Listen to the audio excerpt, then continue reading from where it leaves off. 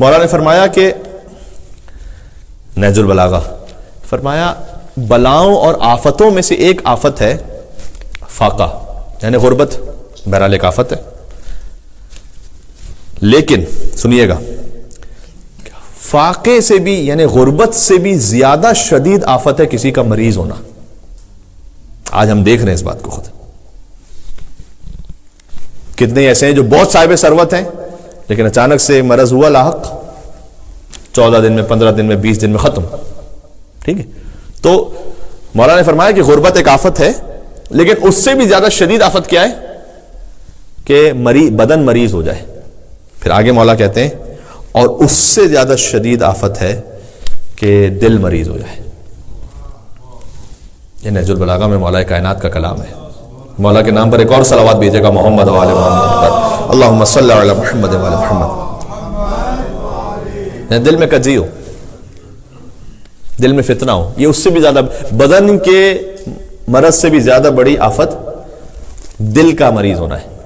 اس سے بالکل کانٹری پھر آگے اور بھی ارشاد فرمایا کہ نعمتوں میں سے ایک نعمت ہے کہ مال وسیع ہو، بالکل یہ بھی ایک نعمت ہے، الحمدللہ یہ بھی مانگنا چاہیے۔ وہ ہم میں سے نہیں ہے، حدیث میں کہا جو دنیا کو آخرت کے لیے چھوڑ دے، آخرت کو دنیا کے لیے چھوڑ دے۔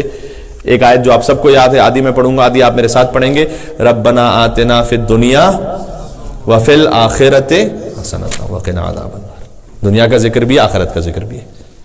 تو مولا نے فرمایا کہ وسعت مال بھی ایک نعمت ہے، اس سے زیادہ افضل نعمت مولا کہہ رہے ہیں وہ بدن کی صحت ہے، مال سے زیادہ۔ بعض لوگ لاکھوں روپے خرچ کرنے کو تیار ہوتے ہیں کہ ٹھیک ہو جائے مرض، نہیں،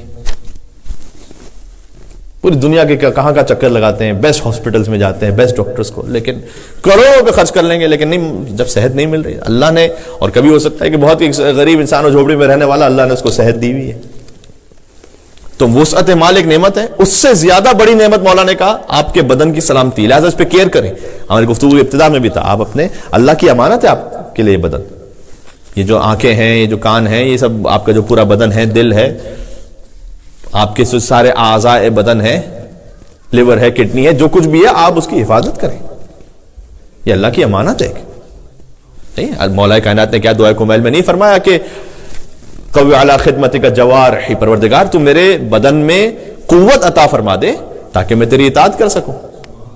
تو اچھی نیت سے آپ اپنے بدن کی کیئر کریں تو یہ بھی عبادت ہے، ٹھیک ہے۔ تو مولا نے کہا کہ وسعت مال ایک نعمت ہے، لیکن اس سے زیادہ افضل نعمت ہے بدن آپ کا صحیح سالم ہے۔